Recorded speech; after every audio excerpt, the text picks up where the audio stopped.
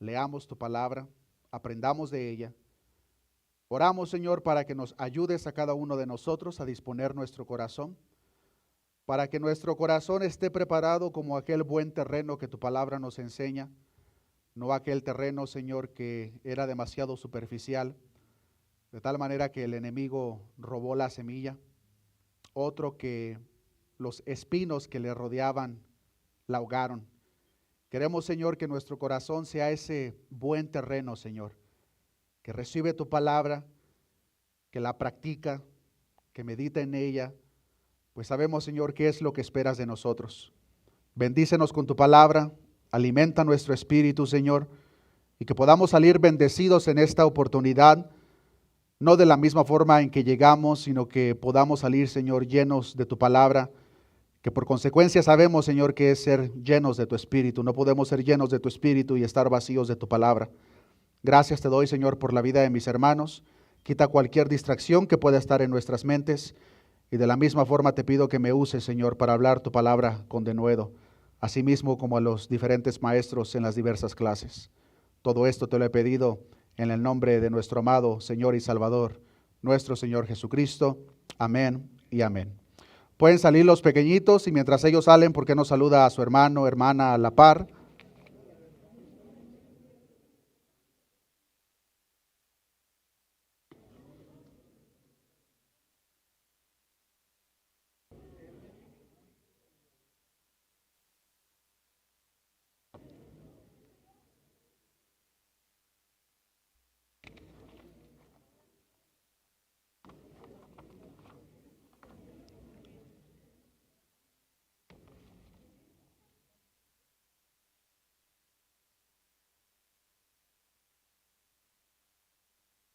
Dios les bendiga, mis hermanos. Abran sus Biblias en el libro de Mateo, capítulo 15. Continuamos con nuestra enseñanza expositiva del Evangelio según San Mateo. En esta oportunidad vamos a estar aprendiendo, hermanos, acerca de una fe que encontramos en la palabra, que es verdaderamente digna de imitar, que es precisamente lo que vemos en el capítulo 15 de Mateo, versículos 21 en adelante. Dice la palabra de nuestro Dios, Mateo capítulo 15, versículo 21. Saliendo Jesús de ahí, se fue a la región de Tiro y de Sidón, y he aquí una mujer cananea que había salido de aquella región clamaba, diciéndole: Señor, hijo de David, ten misericordia de mí. Mi hija es gravemente atormentada por un demonio. Pero Jesús no le respondió palabra. Entonces, acercándose sus discípulos, le rogaron, diciendo: Despídela, pues da voces tras nosotros. Él respondiendo dijo: No soy enviado sino a las ovejas perdidas de la casa de Israel. Entonces ella vino y se postró ante él, diciendo: Señor, socórreme. Respondiendo él dijo: No está bien tomar el pan de los hijos y echarlo a los perrillos. Ella dijo: Sí, Señor, pero aún los perrillos comen de las migajas que caen de la mesa de sus amos.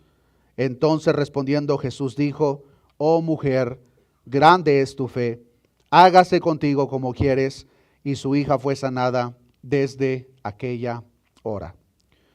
Una vez que nuestro Señor Jesucristo descubre la verdadera condición de estos fariseos religiosos, podemos ver en la palabra que nuestro Señor Jesucristo se aparta ahora a una región gentil.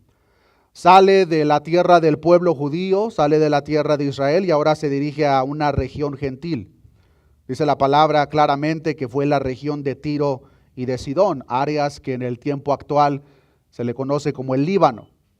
Se cree que la razón por la que ahora nuestro Señor Jesucristo sale a esta tierra de gentiles era para pasar un tiempo a solas con sus discípulos y continuar proveyendo instrucciones en lo que se esperaba de ellos. Pues no perdamos de vista, hermanos, que conforme vamos avanzando en el relato de Mateo, más nos acercamos a la cruz. Se cree aproximadamente de el final del capítulo 15, esta escena de la cual estamos aprendiendo en esta oportunidad, hermanos, que falta aproximadamente un año para que nuestro Señor Jesucristo fuese al madero. Lo cual significa que nuestro Señor Jesucristo sabía perfectamente que le queda poco tiempo. y era necesario proveer instrucciones específicas o más bien continuar proveyendo esas instrucciones para los apóstoles, pues como lo podemos ver de una manera clara, una vez que nuestro Señor Jesucristo asciende, ahora los apóstoles se quedan con esa tarea de predicar el evangelio por todo el mundo. El paralelo de Marcos nos presenta un detalle que apoya este pensamiento, que sin perder Mateo me gustaría que lo veamos en el capítulo 7 de Marcos, versículo 24, donde dice: levantándose de ahí, hablando de nuestro Señor, se fue a la región de Tiro y de Sidón, y entrando en una casa, no quiso que nadie lo supiese, pero no pudo esconderse.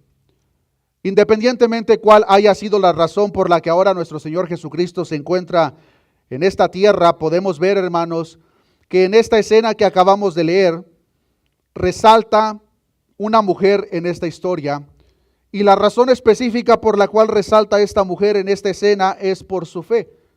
Es por eso que al mensaje que les estoy compartiendo le titulé Una fe digna de imitar.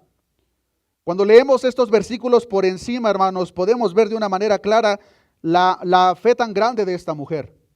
Pero no es cuando comenzamos a profundizar en los textos, hermanos, que nos damos cuenta que la fe reflejada en esta mujer es más grande de lo que aparenta a primera vista.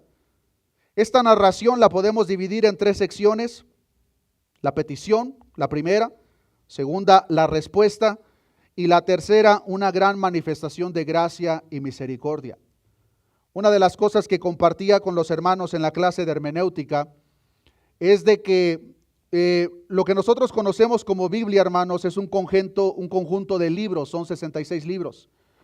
Pero de principio a fin, desde Génesis hasta Apocalipsis, es una historia en particular.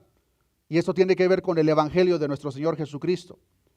El Evangelio, hermanos, no lo encontramos simplemente en los Evangelios de Mateo, Marcos, Lucas y Juan. Lo vemos por toda la palabra. Pero incluso en escenas que vemos dentro de los Evangelios, donde no está claramente definido, podemos ver, hermanos, cómo el mensaje principal detrás de la escena presentada es el Evangelio. En este caso en particular no es la excepción. Estamos viendo una escena con una mujer que resalta por su fe, hermanos, pero detrás de esta escena lo que está presentado principalmente es el Evangelio, que espero que al finalizar este mensaje podamos ver eso de una manera clara. Que lo podamos ver de una manera clara para que de la misma forma podamos tomar las secciones prácticas y las podamos vivir, no solamente llenarnos de conocimiento. Comencemos viendo estos detalles, hermanos, viendo en primer lugar la petición, que la vemos del versículo 21 al 22. Dice la palabra de nuestro Dios: saliendo Jesús de ahí, se fue a la región de Tiro y de Sidón. Y he aquí una mujer cananea que había salido de aquella región clamaba diciéndole: Señor, hijo de David, ten misericordia de mí. Mi hija es gravemente atormentada por un demonio.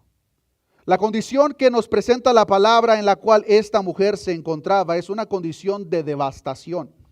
Su hija está siendo atormentada y, como todo buen padre, toda buena madre, el dolor que está experimentando su hijo es su propio dolor.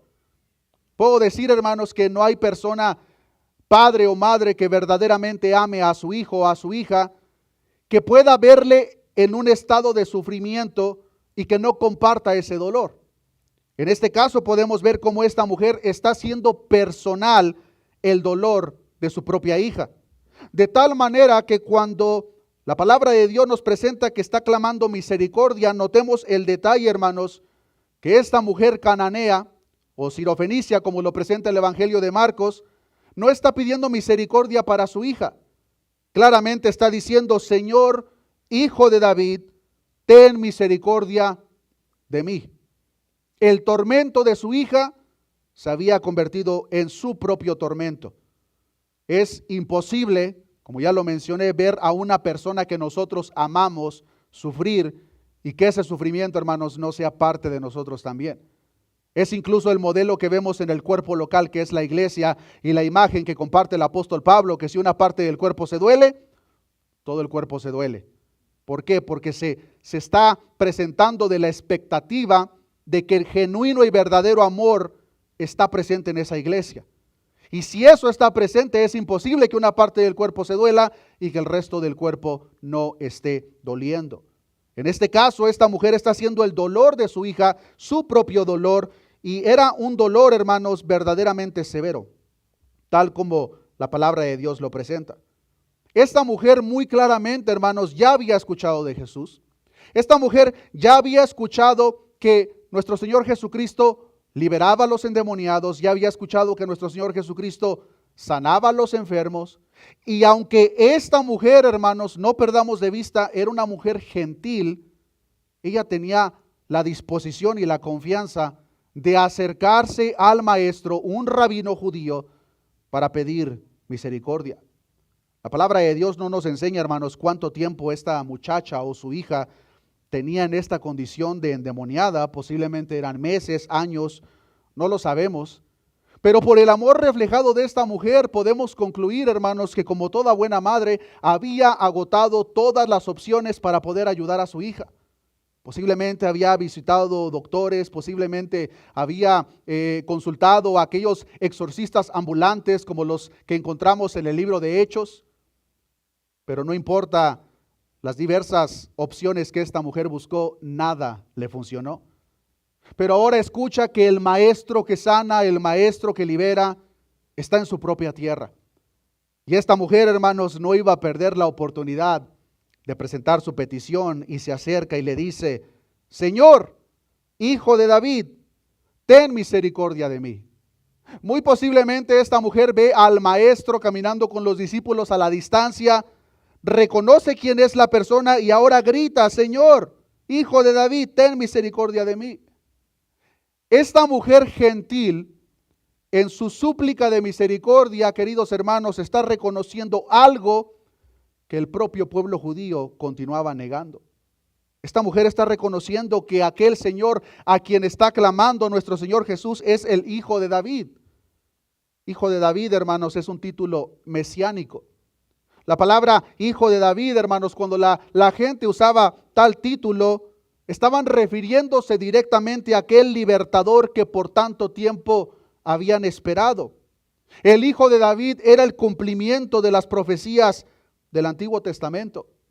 Y esta mujer gentil, esta mujer sirofenicia, reconoce públicamente y a toda voz lo que los judíos continuaban negando. Y una vez que reconoce su deidad, presenta su petición. Mi hija es gravemente atormentada por un demonio. Notemos, hermanos, que esta muchacha no estaba simplemente siendo atormentada por un demonio. La palabra de Dios nos dice que su hija estaba siendo gravemente atormentada por un demonio. Ya hemos visto casos previos en los capítulos anteriores de Mateo de qué tipo se manifestaba este tipo de posesión demoníaca, a través de enfermedades. En ciertos casos, el endemoniado hacía que la propia persona se golpease a sí mismo. Y en este caso, hermano, no es la excepción. Dice la palabra que esta mujer estaba gravemente atormentada por este demonio. Estaba miserablemente enferma. Estaba dolorida. Muy posiblemente, hermanos, como ciertos comentaristas presentan, estaba en un estado agonizante. Esta mujer no podría salir a buscar ayuda por sí sola, pero su mamá, que ahora comparte el dolor de su propia hija, sale y reconoce algo muy importante el momento que se acerca o el momento que tiene en su mirada al maestro.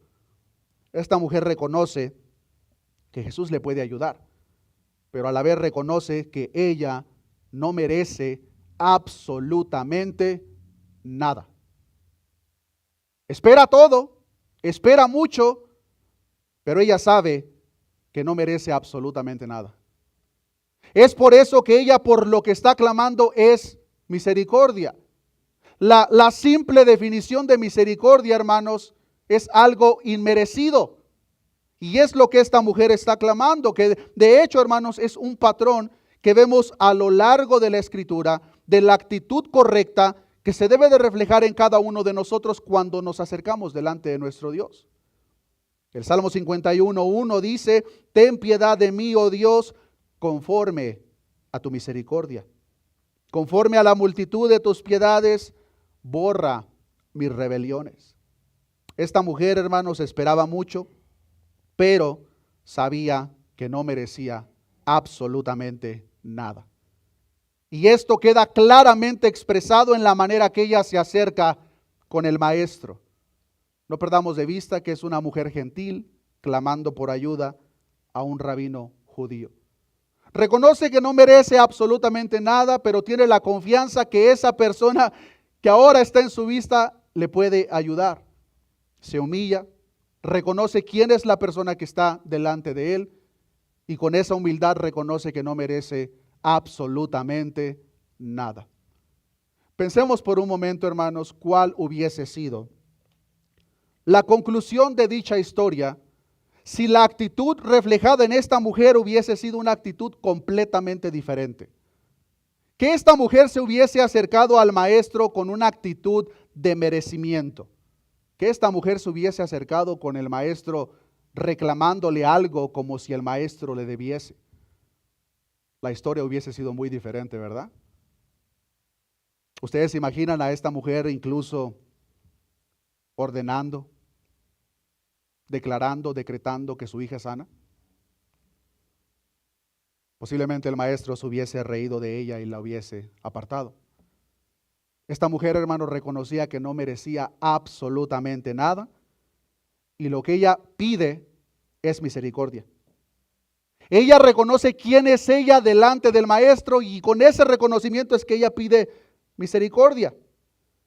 Pero lo más interesante de esta narración, hermanos, es la respuesta del maestro, que es la segunda sección que les quiero compartir, que vemos del versículo 23 en adelante. La respuesta por parte de nuestro Señor la podemos ver dividida en esta misma sección, pero a primera vista lo primero que pasó, dice el verso 23, pero Jesús, ¿qué hizo Jesús, hermanos? No le respondió palabra. ¿Alguna vez usted ha presentado alguna petición con alguna persona, ha pedido ayuda, y en vez de que reciba una respuesta directa, recibe el silencio? A veces, hermano, la respuesta más difícil de aceptar es ninguna respuesta en absoluto. Eso es lo que esta mujer acaba de recibir. Quiero que por un momento, hermanos, nos pongamos en los zapatos de esta mujer. Está su hija gravemente atormentada por un demonio. Está a su vista aquel que tiene el poder y la facultad para sanarla. Ella clama pidiendo misericordia, pero recibe el silencio por parte del maestro. Recibe el silencio de tal manera que, como lo vemos en el verso 23, ella no se quedó callada. Esta mujer está insistiendo de tal manera, hermanos, que enfadó a los apóstoles. Y continúa diciendo en el verso 23, entonces, acercándose sus discípulos, le rogaron, diciendo, despídela, pues da voces tras nosotros. Notemos, hermanos, que los apóstoles están, a primera vista se pudiera entender como que están intercediendo para que Jesús atienda a esta mujer. Pero lo que está pasando, hermanos, es que los apóstoles, un poco enfadados, lo que le están diciendo a Jesús, por favor ya atiéndela para que nos deje de molestar. De hecho, hermanos, la palabra original despídela, en el original tiene un significado más aplicado a atiéndela. La versión traducción lenguaje actual dice, y acercándose sus discípulos le rogaban diciendo, atiéndela, pues viene gritando tras nosotros. Esta mujer ve al maestro y le grita, Señor, hijo de David, ten misericordia de mí. Mi hija está siendo gravemente atormentada por un demonio. El maestro queda en silencio. Esta mujer continúa insistiendo, gritando, de tal manera que los apóstoles le dicen, Jesús, ya atiende a esta mujer para que se calle. Atiende a esta mujer para que ya no nos moleste. Atiéndela para que ya se vaya.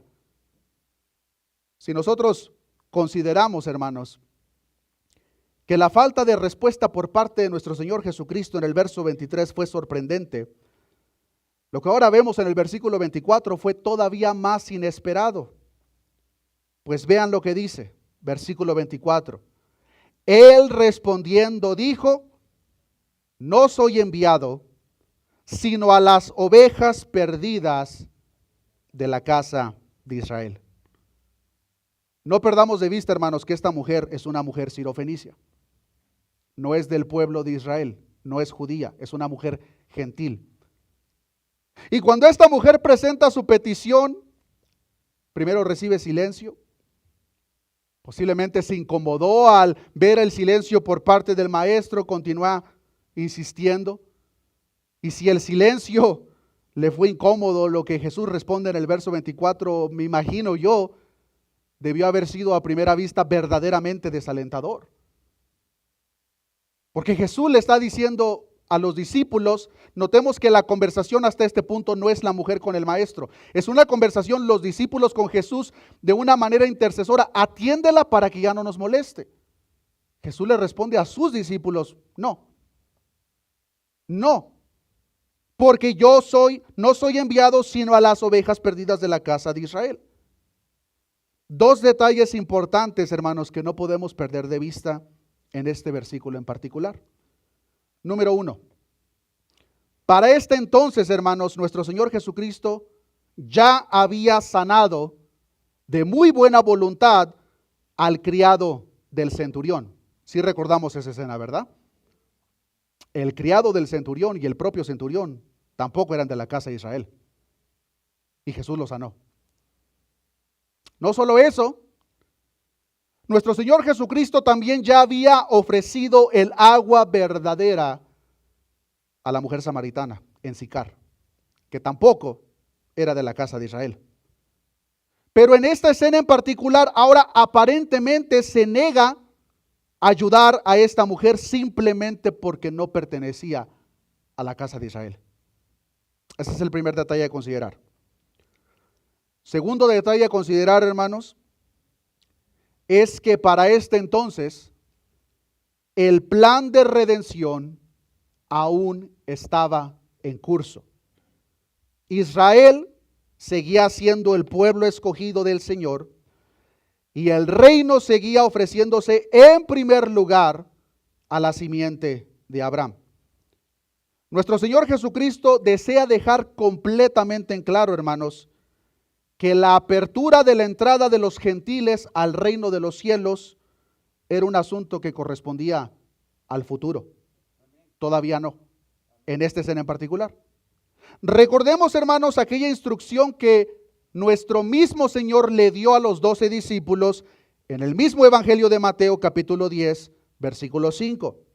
Dice la palabra de nuestro Dios, a estos 12, a los mismos 12 que ahora están intercediendo por esta mujer, a estos 12 envió Jesús y les dio instrucciones diciendo, por camino de gentiles, como dice, no vayáis. Y en ciudades samaritanos no entréis. ¿A dónde los mandó? Sino id antes a las ovejas perdidas de la casa de Israel. Es muy importante, hermanos, que nosotros entendamos el antes y después, pues si no entendemos el antes y después, no vamos a entender la escena que estamos leyendo. Después de la cruz, hermanos, como ya lo hemos explicado, una vez que nuestro Señor Jesucristo va al madero, una vez que nuestro Señor Jesucristo resucita, una vez que nuestro Señor Jesucristo está con sus apóstoles una vez más, podemos ver que la instrucción cambia por completo.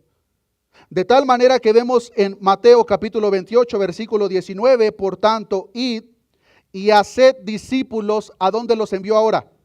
A todas las naciones. Notemos que ya no los está enviando a la casa de Israel.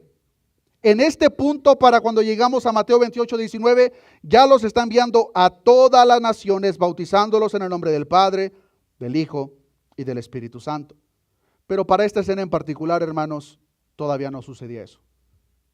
Y ese orden es importante que nosotros lo notemos. El mismo apóstol Pablo lo menciona en la carta a los Romanos, capítulo 1, versículo 16, donde dice, porque no me avergüenzo del evangelio, pues porque es poder de Dios para salvación a todo aquel que cree, al judío primeramente y también al griego. Es decir, para este entonces, hermanos, el enfoque, el punto de partida era Israel, la casa de Israel. La misma encarnación de la salvación, hermanos, que es nuestro Señor Jesucristo, vino de raíces judías y ellos tenían ese gran privilegio de apertura. Dice la palabra de Dios en Juan capítulo 4, versículo 22, vosotros adoráis lo que no sabéis. Nosotros adoramos lo que sabemos porque la salvación viene de los judíos. La salvación vino, la encarnación vino en medio y dentro del pueblo judío. Y ellos tenían ese beneficio de apertura que podemos ver de una manera clara a lo largo de la palabra. Y para este entonces ese era el enfoque, la casa de Israel debía de ser el punto de partida. De tal manera que ahora nos encontramos con esta mujer gentil, no pertenece a la casa de Israel. Ya le pregunto una vez, continúa insistiendo y ahora recibe una respuesta directa, bueno, no tan directa porque en realidad fue una respuesta a los discípulos, pero le está dejando en claro, no, yo debo de ir primero a las ovejas perdidas de la casa de Israel. ¿Cuál hubiese sido nuestra respuesta, hermanos? ¿Cuál hubiese sido nuestra respuesta si nosotros, estando en la misma situación de esta mujer, nos acercamos delante del maestro clamando por misericordia? El maestro no nos responde. Continuamos insistiendo y ahora nos responde de una manera indirecta diciendo no. Es necesario que vaya primero a las ovejas perdidas de la casa de Israel. Muy posiblemente, hermanos, muchos de nosotros con el corazón roto nos hubiésemos apartado. Pero esta mujer no. Esta mujer, hermanos, continuó insistiendo. Y vean lo que dice el versículo 25. Entonces ella vino y se postró ante él diciendo, Señor, socórreme. Esta mujer, hermanos, que muy posiblemente estaba clamando detrás de los discípulos, una vez que recibe el silencio, una vez que recibe una respuesta indirecta de que no era de la casa de Israel, lo que ahora esta mujer hace es que corre directamente y se postra a los pies del maestro y le clama directamente, Señor, socórreme. Aquí podemos ver detalles, hermanos, muy importantes a considerar el momento que nosotros nos acercamos delante de nuestro Dios. Aparte de ver la reverencia en esta mujer, hermanos, podemos ver humildad, podemos ver insistencia y el gran amor que esta mujer tenía por su hija. Esta mujer ahora se encuentra postrada delante de la única persona que podía ayudarle. Y como lo podemos ver, hermanos, esta mujer no estaba dispuesta a apartarse de él con las manos vacías. Una escena muy similar a la que vemos con Jacob cuando luchó con el ángel de Jehová. En Génesis capítulo 32, versículo 26, donde dice, y dijo, es decir, el ángel, déjame porque raya el alba. Y Jacob le respondió, no te dejaré si no me bendices. Es la misma actitud que estamos viendo reflejada en esta mujer que ya recibió el silencio, ya recibió una respuesta indirecta negativa, pero ahora esta mujer corre a los pies del maestro y le clama, Señor, socórreme. Si las respuestas anteriores habían sido desalentadoras, hermanos, lo que vemos en el versículo 26 verdaderamente sorprendente. Versículo 26, respondiendo él dijo, no está bien tomar el pan de los hijos y echarlo, ¿cómo dice? A los perrillos. ¿Qué hubiésemos hecho nosotros, hermanos?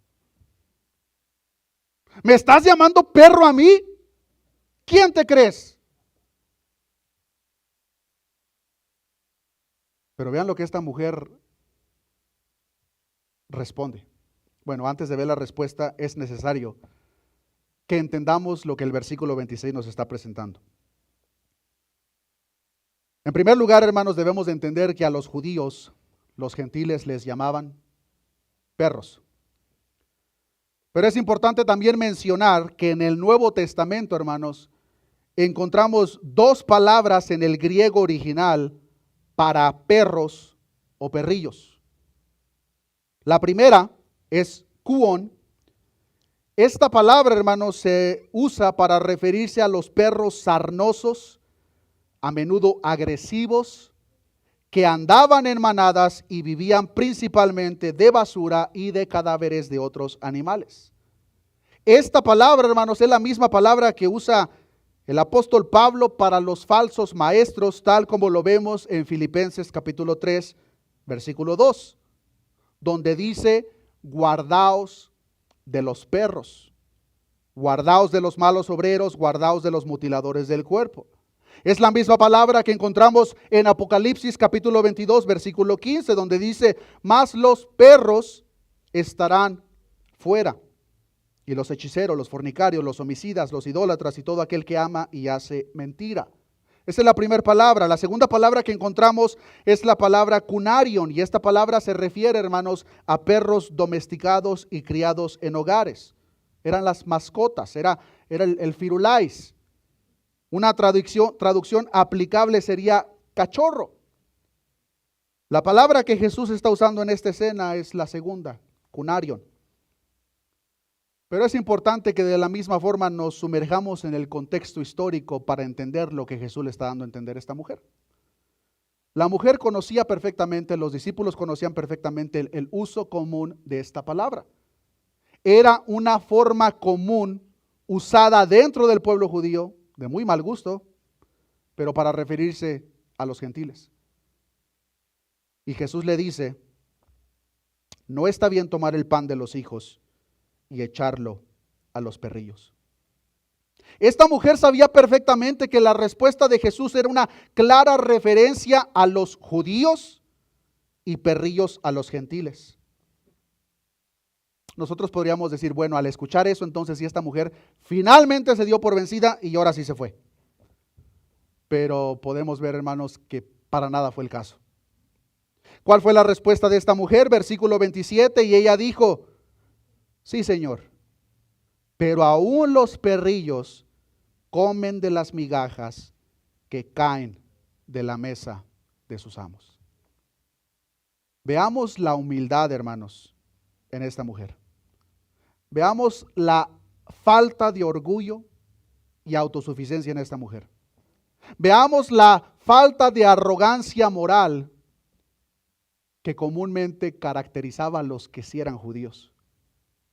Esta mujer gentil reconoce perfectamente su condición delante del maestro. Esta mujer, hermanos, ni siquiera se resintió por ser comparada con un cachorro, en contraste con un hijo. Ella acepta su posición de inferioridad delante del maestro, y en su respuesta ella reconoce precisamente su condición, hermanos, pero ella reconoce que los mismos cachorrillos en las casas de sus amos comen de las migajas que caen de la mesa de sus amos. Y notemos, hermanos, que esta mujer no está pidiendo un lugar en la mesa. Esta mujer no está pidiendo su propio plato. Esta mujer reconoce quién es Jesús y que su gracia sobreabunda de tal manera que si ella fuese a ser partícipe de una migaja de su gracia, le sería suficiente. Ella se conformaba, hermanos, con una migaja de lo que cae de la mesa del Señor. Es así como vemos ahora el versículo final, donde vemos una gran manifestación de gracia y misericordia. Versículo 28, entonces respondiendo Jesús dijo, ¿qué le dijo Jesús? Oh mujer, grande es tu fe, hágase contigo como quieres. Y su hija fue sanada desde aquella hora. Nosotros nos podemos preguntar, hermanos, al ver estos detalles, si Jesús sabía que ya le respondería eso, si Jesús sabía que iba a sanar a su hija, ¿por qué la hizo pasar por todo esto? Por la misma razón que luchó con Jacob, y por la misma razón que pasó a Abraham por la prueba. Hablando de Abraham, dice Romanos capítulo 4, versículo 20, tampoco dudó por incredulidad, hablando de Abraham, de la promesa de Dios, sino que se fortaleció en fe, dando gloria a Dios. La fe de esta mujer, hermanos, fue probada, pero notemos lo siguiente, no solamente eso. Una vez que esta mujer recibe lo que pide, recibe más de lo que pidió. Ahora, para este último versículo, versículo 28, hermanos, podemos ver claramente que no solamente recibió la sanidad de su hija, pero ahora su fe, hermanos, es mucho mayor antes del encuentro con Jesús. Es tan grande su fe, hermanos, que el mismo maestro elogia su fe y le dice: oh mujer, grande es tu fe. Nuestro Señor Jesucristo honró la confianza de esta mujer. El predicador Spurgeon comenta sobre dicha escena. La mujer sirofenicia fue formada y desarrollada por el desaire de Jesús. Mientras la sabiduría de Jesús la probaba, su gracia la sustentaba. El comentarista William Hendrickson comenta sobre esta escena de la misma manera: el amor divino es tan infinito y maravilloso que llega a elogiar a un ser humano, una mujer, por ejercer un don, en este caso la fe, con que este mismo amor la ha dotado y que sin la actividad divina no podría haber entrado en acción en ella. Queridos hermanos, por toda la Escritura nosotros encontramos escenas similares, y aquí hay algo muy importante para nosotros aprender en esta oportunidad. Es a través de la prueba, queridos hermanos, que nuestra fe es fortalecida. Es a través del proceso de espera que nuestra fe es formada. Lamentablemente muchas veces como que queremos una respuesta ya. Es por eso que hoy en día, hermanos, lamentablemente hay gente tan arrogante cuando se presenta delante de Dios. Yo te ordeno y no aceptaré un no por respuesta. Son estupideces las que hablan esas personas, hermanos. No tienen idea de lo que están hablando. Primera de Pedro 1:6 dice: en lo cual vosotros os alegráis, aunque ahora por un poco de tiempo, si es necesario, tengáis que ser afligidos en diversas pruebas. Pero vean lo que dice el versículo 7. Para que sometida a prueba vuestra fe, mucho más preciosa que el oro, el cual, aunque perecedero se prueba con fuego, sea hallada en alabanza, gloria y honra cuando sea manifestado Jesucristo. La fe de esta mujer, hermanos, fue probada a un nivel que posiblemente nosotros no experimentemos. Pero una vez que la fe de esta mujer fue probada, no solamente recibe lo que tanto le estaba rogando al maestro, sino que su fe fue tan grande, de tal manera que el propio maestro le dice: oh mujer, grande es tu fe. Existe un contraste, hermanos, en el caso de esta mujer sirofenicia y nuestro caso en el tiempo actual, que de la misma forma no nos podemos salir de este lugar sin antes mencionarlo. Este detalle o este contraste, esta diferencia, hermanos, es que esta mujer en este entonces no tenía un lugar en la mesa. Tenía un ticket con un número en dicho ticket, pero su número todavía no era llamado. Jesús le está diciendo: no, es necesario que vaya primero a las ovejas perdidas de la casa de Israel. Tu tiempo viene después. Pero una vez que Cristo cumple su propósito en la cruz, queridos hermanos, ese orden es cosa del pasado. De tal manera que todo aquel que confía en Cristo es invitado a la mesa. Todo aquel que confía en Cristo, hermanos, ya no es invitado a ser partícipe de migajas, sino a ser partícipes del banquete. Eso nos incluye a cada uno de nosotros. Aunque seamos gentiles, hermanos, nosotros, es importante, hermanos, que entendamos las palabras de Jesús en su debido contexto. Y es importante que entendamos que nosotros, hermanos, a los ojos de Dios, no somos ningunos perrillos. Somos sus hijos. Y vean lo que dice Romanos capítulo 8, versículo 17. Romanos capítulo 8, versículo 17. Si somos sus hijos, entonces vean lo que dice Romanos 8, 17. Y si hijos, también herederos, herederos de Dios y coherederos con Cristo. Si es que padecemos juntamente con Él, para que juntamente con Él seamos glorificados. Hermanos, como hijos de Dios, Dios no nos da sus migajas. Como hijos de Dios, nosotros ahora somos coherederos con Cristo. Y lo que esto significa, hermanos, para ser un poco más específicos, lo que esto significa para nosotros es que ahora nosotros somos partícipes de todos sus beneficios.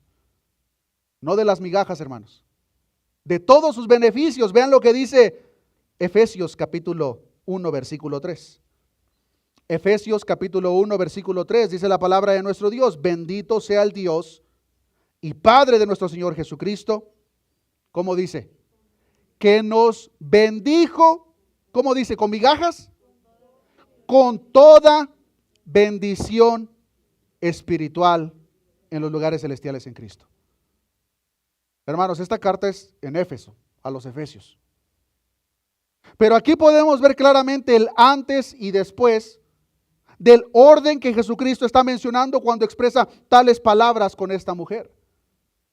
Continúa diciendo el apóstol Pablo en el versículo 4 de Efesios capítulo 1, según nos escogió en Él antes de la fundación del mundo, para que fuésemos santos y sin mancha delante de Él, en amor, habiéndonos predestinado para ser ¿qué?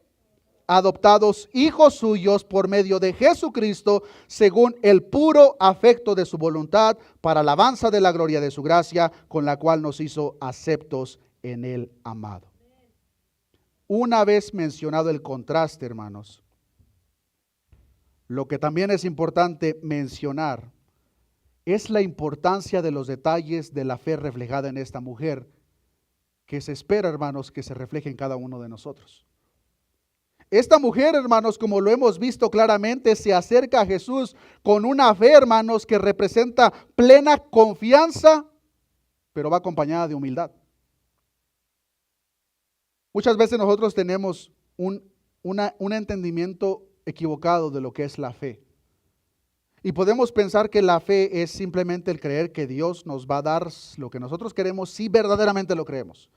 Si lo creemos verdaderamente, fuertemente. Pero esta no es la fe, hermanos, que la palabra de Dios nos enseña. La fe que la palabra de Dios nos enseña es una confianza plena, pase lo que pase. Confiar en Dios, hermanos, en todo momento, pase lo que pase. Y la fe en esta mujer, hermanos, está llena de ese sentir. Ella se acerca con humildad. Ahora yo les pregunto a ustedes, hermanos, ¿con qué actitud nosotros nos acercamos al trono de la gracia? Es cierto, hermanos, es una verdad gloriosa y maravillosa de que ahora nosotros somos parte del reino de los cielos, somos hijos de Dios, somos coherederos con Cristo, pero un detalle que no podemos perder de vista, hermanos, es de que todas esas gloriosas verdades mencionadas no es por algo que nosotros hayamos hecho, sino por la pura gracia de Dios. El mismo versículo que leímos en Efesios aclara esto, en Efesios 1:5, en amor habiéndonos predestinado para ser adoptados hijos suyos por medio de Jesucristo, según el puro afecto de su voluntad. Aparentemente el día de hoy a mucha gente le asusta la palabra predestinado, a otros no les gusta, pero aunque no nos guste, hermanos, está en la palabra de Dios y no la podemos quitar de ahí. La palabra de Dios es clara, hermanos, hemos sido predestinados. Y no solamente el libro de Efesios nos habla eso, lo vemos en otros versículos de la misma manera. El punto a resaltar aquí, hermanos, es ¿en qué se basó Dios para escogernos? ¿En que somos guapos y buenos? El mismo versículo da la respuesta, hermanos, según el puro afecto de su voluntad. ¿Por qué te escogió Dios? ¿Por qué Dios puso su mirada en ti? ¿Por qué Dios ha derramado su gracia? ¿Por qué Dios ha manifestado misericordia sobre ti? Según el puro afecto de su voluntad. No porque haya encontrado absolutamente nada bueno en nosotros, es por el puro afecto de su voluntad. Versículo 6, para alabanza de la gloria de su gracia con la cual nos hizo aceptos en el amado. Hermanos, entender este concepto a su profundidad es inevitable que no genere el mismo sentir similar al de esta mujer sirofenicia. Si nosotros entendemos que no merecemos absolutamente nada y que lo que hemos recibido es por gracia según el puro afecto de su voluntad, va a ser inevitable que cuando nosotros nos acerquemos al trono de la gracia, no nos acerquemos con la misma humildad reflejada en esta mujer. Hermanos, una persona que verdaderamente entiende el Evangelio no es compatible con la arrogancia. Por eso tal cosa, hermanos, como un cristiano arrogante en este tema en particular, es una contradicción, hermanos. Porque el Evangelio lo que nos está presentando es algo que no merecemos, pero lo hemos recibido gratuitamente. Esta mujer lo entendía. Esta mujer lo entendía, hermanos, a una profundidad tan grande que ella le está diciendo al maestro: maestro, yo no te estoy pidiendo un lugar en la mesa, yo no te estoy pidiendo mi propio plato. Yo reconozco quién soy delante de ti, por lo tanto yo me conformo con las migajas que caen de la mesa de tu gracia. Queridos hermanos, ¿con qué actitud nosotros nos presentamos delante de Dios? ¿Nos acercamos con una actitud de orgullo, de autosuficiencia o pensando equivocadamente que Dios nos debe algo? Hermano, Dios no nos debe nada y nosotros le debemos todo. Y es lo que vemos reflejado en esta mujer. Entender este concepto, hermano, nos va a ayudar a acercarnos con la actitud correcta al trono de la gracia. Entender que lo que merecemos, Dios en su misericordia no nos lo ha dado, su ira. Y lo que no merecemos, por gracia, nos lo ha dado, la salvación. Todos los beneficios espirituales de los cuales nos habla Efesios capítulo 1. Por lo tanto, debemos de entender y tener en claro que ahora nuestra identidad está en Cristo. Somos una nueva criatura, hemos sido partícipes, parte del pueblo, somos hijos de Dios, lo cual significa, hermanos, que tenemos toda la confianza para acercarnos al trono de la gracia, pero siempre, hermanos, con la humildad reflejada en esta mujer. Si nos acercamos al trono de la gracia, que sea con la fe reflejada en esta mujer que estaba llena de confianza, pero a la vez llena de humildad. Esa es la manera, hermanos, en que nosotros nos podemos acercar al trono de la gracia. Es la manera, hermanos, o el requisito inicial para que una persona sea parte del pueblo de Dios. Bienaventurados los pobres en espíritu, porque de ellos es el reino de los cielos. Lo cual significa que si en una persona no hay pobreza de espíritu, no puede entrar, hermanos, al reino de los cielos. Esta mujer era pobre de espíritu. Esta mujer lloraba de la misma manera por el dolor de su hija, que ahora era un dolor propio. Bienaventurados los que lloran, porque ellos serán consolados. Nosotros, ¿de qué manera nos acercamos delante de Dios? Cuando pasamos por las diversas necesidades, posiblemente personas presentes estén pasando en una situación similar en la cual tengan a un hijo o una hija en una condición mala, alguna enfermedad. Debemos de acercarnos confiadamente al trono de la gracia, pero con la humildad reflejada en esta mujer. ¿Es la manera en que tú, hermano, hermana, te acercas al trono de la gracia? ¿O te acercas con un pensamiento de que Dios te debe a ti y que tú mereces todas las bendiciones por cuántas veces te congregas o por las veces que sirves dentro de la iglesia? Que lamentablemente, hermanos, muchas veces hacemos esas cosas, pero no las hacemos por las razones correctas. Es maravilloso servir a Dios. Es glorioso cuando los santos se reúnen para cantar y alabar a Dios. Es glorioso todo eso, hermanos. Pero si nosotros lo hacemos pensando que Dios está manteniendo un recibo de todo lo que ahora nos debe, estamos equivocados. Todo lo que nosotros hacemos, hermanos, lo debemos de hacer con un agradecimiento a nuestro corazón.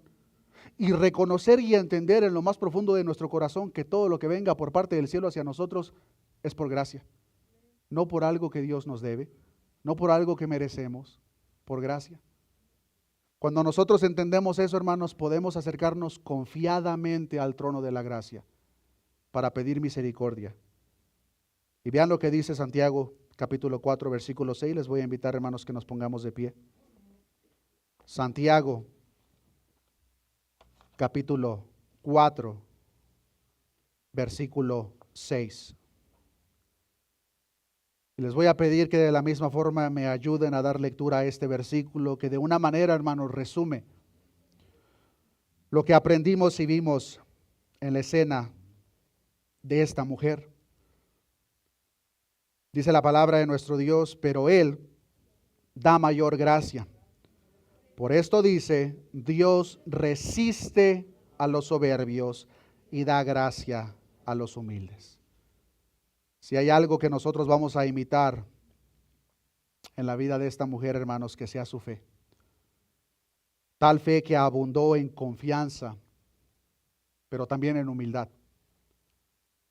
De tal manera que cuando ella insistentemente se acerca finalmente y se hinca, se inclina a los pies del maestro, ella reconoce perfectamente que el maestro no le debe nada. Ella reconoce que ella no merece absolutamente nada. Pero ella reconoce a la misma vez que el maestro delante del quien está inclinada es misericordioso, es clemente, lento para la ira. Es un Dios bondadoso, que tiene misericordia de nosotros y que al corazón contrito y humillado no lo despreciará. Si nosotros nos acercamos a Dios con esa misma actitud, podemos tener la certeza, queridos hermanos, que nuestras oraciones no serán lanzadas simplemente al viento, sino que el Dios de toda gracia nos va a escuchar, nos va a atender, pero muy importante, a su tiempo y a su manera, no a la nuestra, que fue a fin de cuentas la manera en que podemos ver la conclusión con esta mujer sirofenicia. Si algo imitamos, hermanos, que sea precisamente eso, la confianza y humildad reflejada en la fe de esta mujer. Oremos a nuestro Dios. Padre, gracias te damos en esta mañana por tu palabra. Tu palabra, Señor, que nos muestra en diversos ejemplos la fe que te agrada, Señor. En este caso hemos aprendido de la fe de esta mujer, la cual tú mismo, oh Cristo, elogiaste y dijiste, oh mujer, grande es tu fe. De tal manera que en ese instante el Dios Todopoderoso, Creador del universo, sin necesidad alguna de decir otra palabra más, a la distancia ese demonio recibió la orden. Era necesario salir del cuerpo de esa mujer. En esa escena podemos ver, Señor, tu misericordia y tu gracia, pues esa mujer no merecía nada de ti.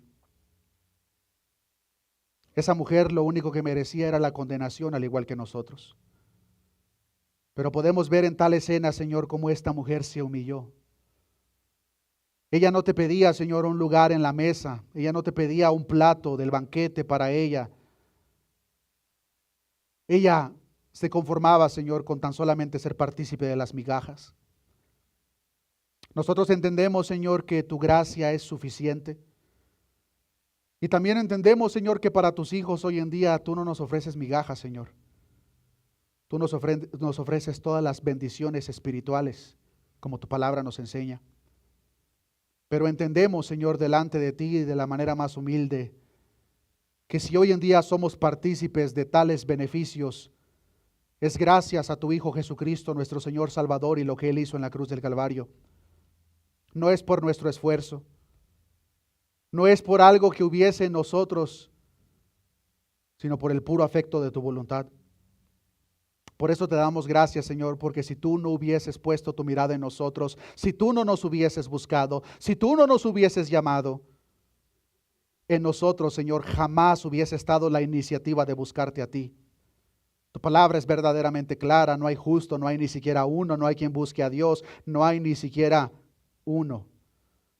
pero fue tu gracia la que nos alcanzó.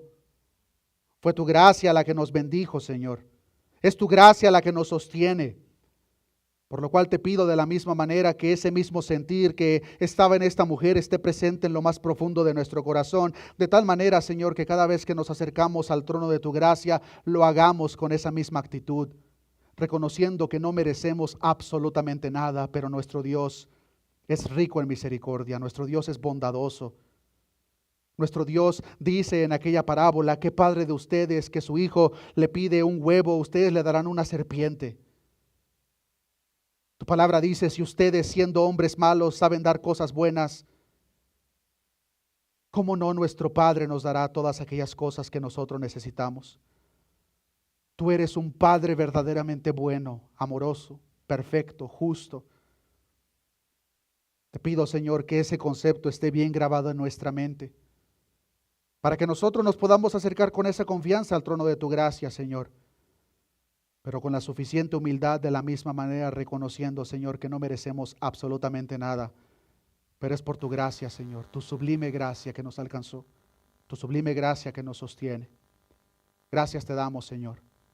Todo esto te lo hemos pedido en el nombre de aquel que es sobre todo nombre, nuestro Señor Jesucristo. Amén y amén. Que Dios les bendiga, hermanos.